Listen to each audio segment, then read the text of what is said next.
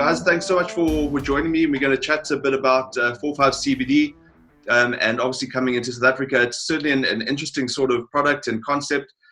Josh, maybe first to you, just give our readers and listeners a bit of a background to 4-5 CBD and exactly what you guys are up to. Okay, how's it, Craig, and how's it to all the listeners? 4-5 CBD was George will give you a bit more background into the starting of the company, but it was started in 2018.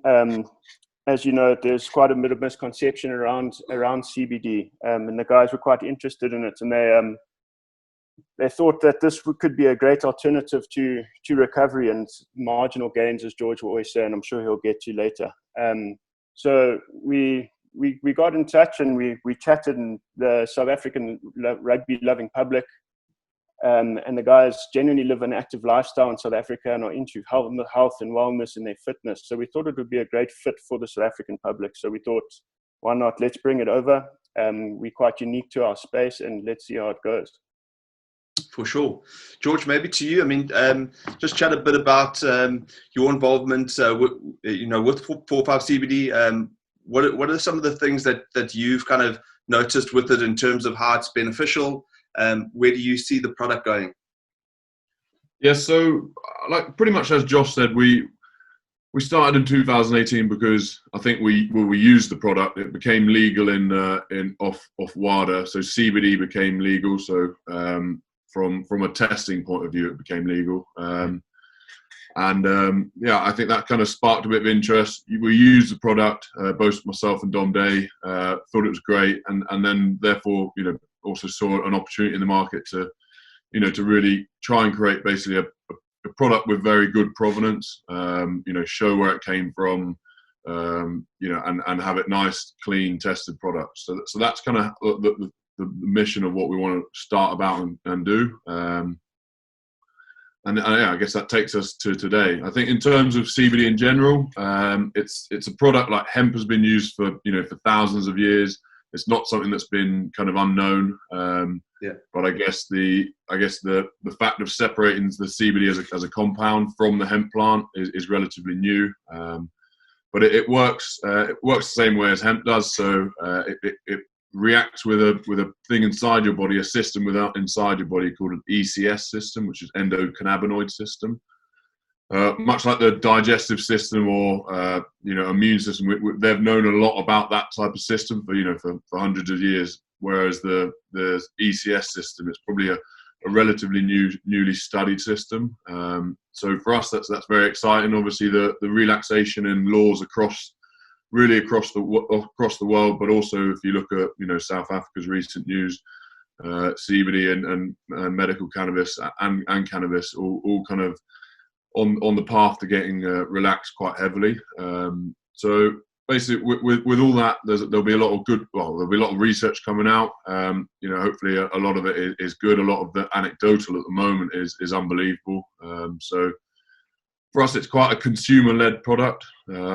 Consumers pushing to doctors, consumers pushing to nutritionists and physicians, asking more about it and very intrigued about it because of the strong anecdotal evidence. So for us, it's a massively exciting space and something that we are pretty proud to be part of, but also looking to really fly a flag of kind of consistency. And compliant with products, really. That's kind of what we're trying to get at. 100%.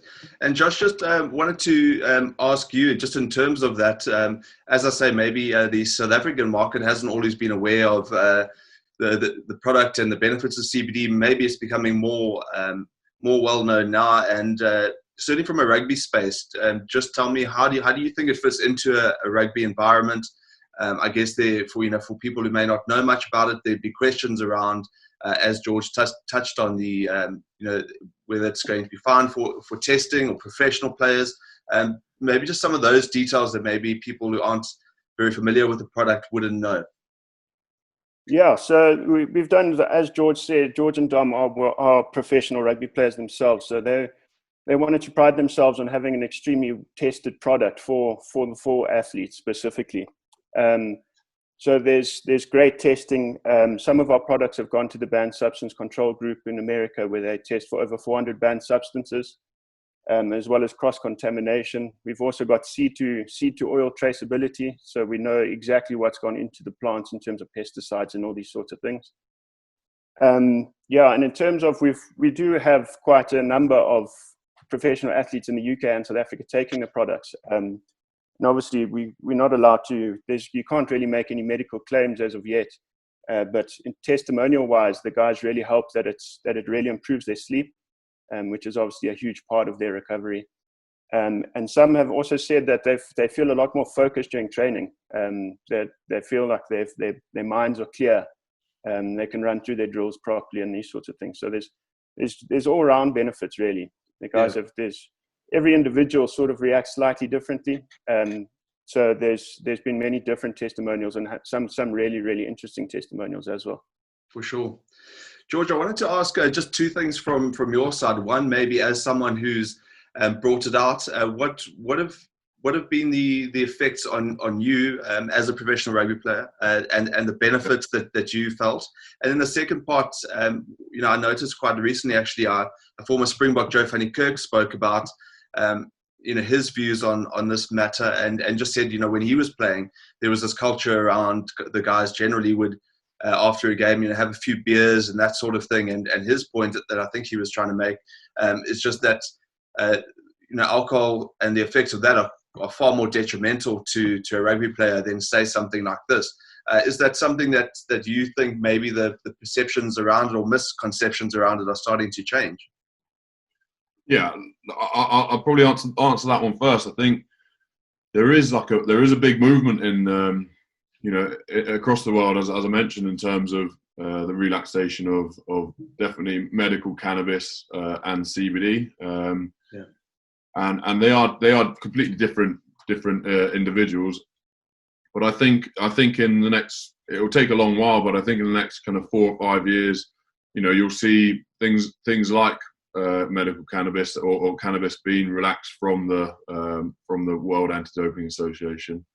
I think especially in sport, because it's not a performance enhancer. It's something that you can take to, well, I guess medical cannabis. The main uses would be sleep, anxiety, and pain relief. So I mean, if you ask any rugby player, I'm pretty sure they'll have a fair dose of those three throughout their career, in terms of experiencing lack of sleep, experiencing definitely pain and anxiety. So for me, it's more of a cultural thing, and only really in the last kind of year, 150 years has cannabis been really frowned upon, really banned and lauded. So I'm sure there'll be large changes, and for us, that's the CBD space is a great space to be in. I think, personally, I'd love to be involved in medical cannabis.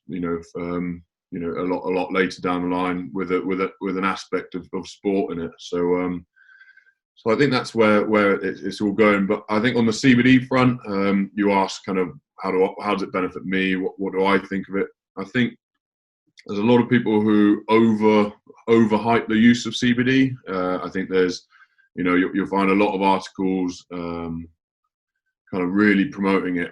I really do see it as a beneficial supplement, much like you take your vitamin C, your vitamin D3, and your fish oil. So for me, it will be, in 3 or 4 years' time, I'm sure it will be a staple amongst people's daily supplements, and I really do believe that. I think it's got a wide range of different benefits, and like Josh said, we've got our hands tied in terms of what we can and can't say, because it's not a medicine, so therefore we can't really back up people's anecdotal evidence. But I think from a personal point of view, I definitely find it helps me with my sleep, and like I said, if I'm looking, as an athlete for marginal gains across the board, then I'll be taking things like vitamin C, vitamin D3, fish oils, and CBD. For me, is one of those that fit in quite naturally, because it is ultimately a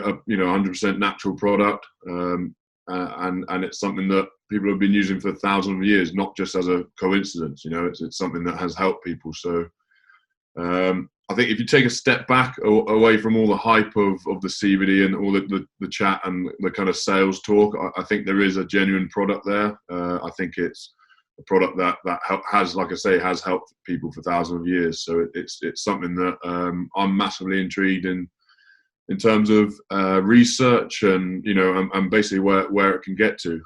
There's also other cannabinoids like CBG. Obviously, the tested one is THC, so that's the one that gives you the high. But there's over 110 different or more different cannabinoids. So there's CBN, CBV. So the two which are of quite good interest at the moment are CBD and CBG